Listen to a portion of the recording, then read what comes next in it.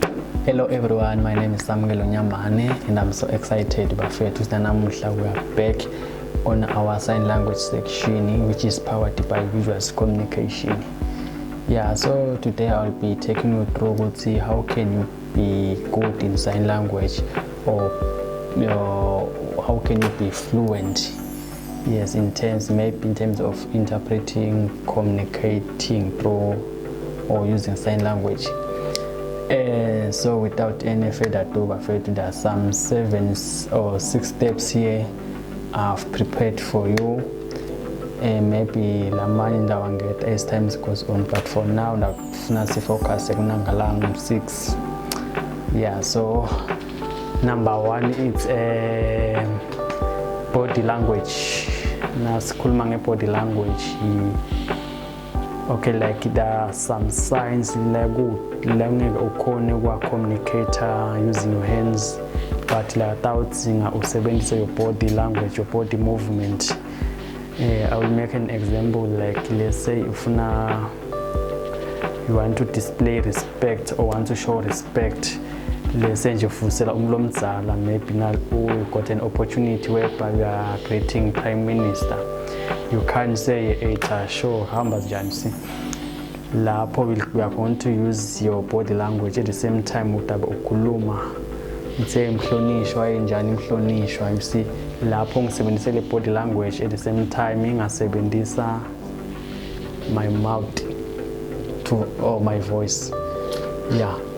So if number good, number 1, you have to use your body language. You communicate, because there are some people lebangeke understand through your interpreting the tandla, but labanye bataw understand through your body language usokenyalo utsini. You see, because like in sign language yafanana neSiswati.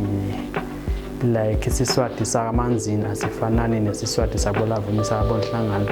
You may find ukuthi inemlo swabonhlangano makalavumisa aka understand the sign that you are using here in Manzini, but yeah, that's what I'll catch up through the body language. Yeah, I'm okay. Now I understand it, and I can understand the body language. Yeah, you see, because like this is like now to respect, bambabo our hands, then this is respect, like we are power. But if you have respect, law, you can like sort of humbling yourself. Hey, mhlonishwa, hey, you can do like that. You can just do like that. And so number 2, you have to be a good listener. Yeah, you have to be a good listener. Let's say maybe we're interpreting, like we are in a setup whereby we have to interpret. So how can you be a good listener? So number 1, umele ulalele ukuthi okay, whatsoever leli bakusho ufuna kusho kona yini noma usho lokunye. I'll make an example. Let's nje batawuthi tinyawo ngethwale. So wena ungajaki ku-interpreter ungeva le meaning behind ukuthi uthini lo muntu, noma usakhuluma wena sovela wathi usetinyawo ngethwale, wena wathatha tinyawo literal watethwala. By doing that, so meaning content, so information like say very mistotekile. So we have to be a good listener. Ukuthi okay, kahle le nkulumo beyithina seyiphelele yonke. Ungajaki uyijaka la lo understand khona wena so umcabanga ukuthi uthi, because sometimes kunenkulumo lotayiva ukuthi okay lo muntu ufuna ukuthi usheshe umjake wena ngale ngembili umcethelele kanti lo ufuna kusho njalo. And at the same time there's ikhona la le inkulumo lathi uyayiva ukuthi lo muntu wathi ufuna ukuthi wena sheshe umjubele kanti angafuna ukushona lo sokushito ngale ngempili. You see, so kumcoka, you have to be a good listener. Khona kulalela ukuthi okay bathini njalo. Yeah, so number 3, you have to be fast in thinking. Yes, so nangithi you have to be fast in thinking ngisho in a terms of like nabakhuluma indlebe yakho kumele ilalele fast ingqondo ya convert the information into sign language structure.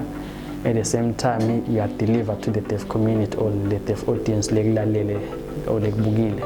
You have to deliver.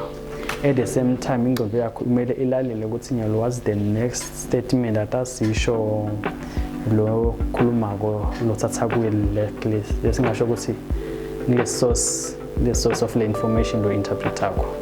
So we have to be fast in listening, converting into sign language, then you have to deliver at the same time focus yakho la leso Kenya ngabe sokuthini nyalo because na usa interpreter wena ngalana akakumeli yena sokuthetha yena solo lo menjalo. You see, you have to be fast in everything lo you have to be fast. Also nangalago you have to be creative. That's number 4. Nangikhuluma nge-creative, we have to be creative because like some of emasayini kunekwendeka ukhanza ukuthi kude, so wena we have to be creative, usebenzise ingqondo yakho, understanding yakho. I'll make an example ukuthi nayi i-mouse. So le mouse lena sonke si maybe 3 abantu bangayi nangaletha abantu abadef, maybe 3 wabo bangachamuka nema-signs akulahlukene ku describe le mouse lena into sign language. Nitawukhumbula ku from our previous section ukuthi like inasikhulumisa ema-sign name ukuthi sathi sibuka le physical appearance yalento noma sibuka le physical appearance yakho noma le physical appearance yalenzawo noma whatsoever le kwento alenzawo leyo, then we come up with a sign. So nala kule mouse tayibuka le mouse so okay this is a mouse isebenza kanjani, lo muntu awunda so lo munye mepa right click yabo ngeke umphikise, so na indlela like la ibone ngala iphezife ngayo lento then waqhambanisa lakhe. So le part of creativity, you have to be creative when they show ukuthi vele lento iya ngakhona noma maybe utawuhluleka lokuyilingisela njengoba uyidescribe njengoba injalo, but le creativity yakho you have to make sure ukuthi iya ngakhona. You see, number 5, you have to be observant. Yeah, like nawahamba nje la ngaphandle titaladini, don't just walk, you have to be observant to buka ukuthi okay, I'll make an example ukuthi like there's a deaf person longa mati manzini or longa sifemela ukuthi manzini, so ufuna wena assist umnike ama direction umsusa eKFC na eKFC lesi rankini kamanzini mthatha uyomfaka ehub.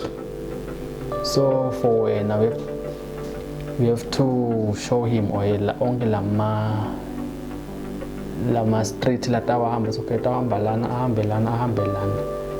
So if wena ungasi observant utaba ne challenge yokumlayela ukuthi okay angihamba lana ahambe lana aza ayofika ehub.